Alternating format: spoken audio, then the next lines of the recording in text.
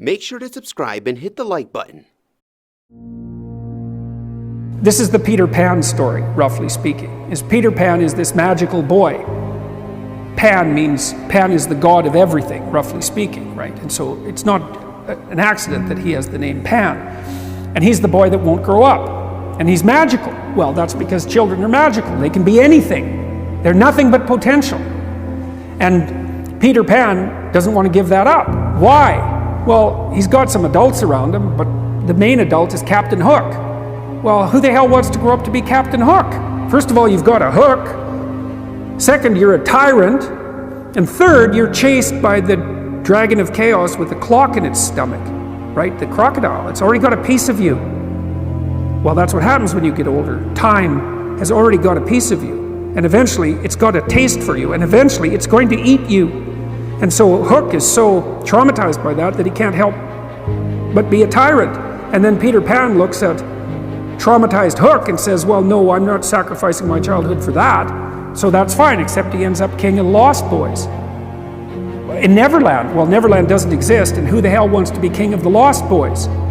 And he also sacrifices the possibility to have a real relationship with a woman, because that's Wendy, right? And she's kind of conservative, middle class, London-dwelling girl. She wants to grow up and have kids and have a life. She accepts her mortality. She accepts her maturity.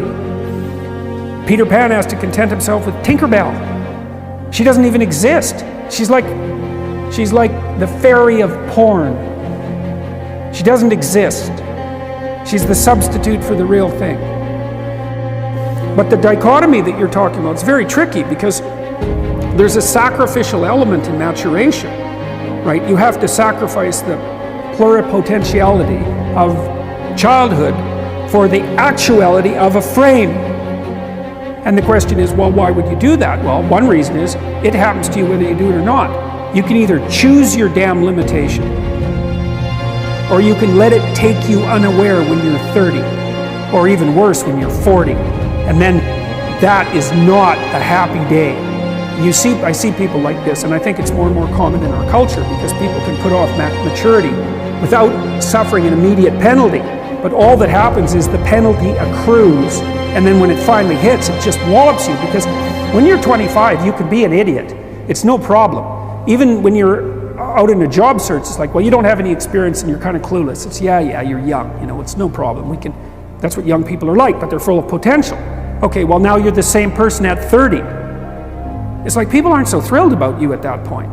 It's like, what the hell have you been doing for the last 10 years? Well, I'm just as clueless as I was when I was 22. It's, yeah, but you're not 22. You're an old infant, right? And that's an ugly thing, an old infant. So, part of the reason you choose your damn sacrifice, because the sacrifice is inevitable, but at least you get to choose it. And then there's something that's even more complex than that in some sense, is that the problem with being a child is that all you are is potential, and it's really low resolution. You could be anything, but you're not anything. So then you go and you adopt an apprenticeship, roughly speaking, and then you become something. And when you're something, that makes the world open up to you again. Like if you're a really good plumber, then you end up being far more than a plumber, right? You end up being a good employer. If you're a really good plumber, well, then you have some employees, you run a business, you train some other people, you enlarge their lives, you're kind of a pillar of the community, you have your family. Once you pass through that narrow training period, which narrows you and constricts you and develops you at the same time, then you can come out the other end with a bunch of new possibility at hand. And Jung talked about that. He thought that part of the proper path of development in the last half of life was to rediscover the child that you left behind as you were apprenticing. And so then you get to be something and regain that potential at the same time.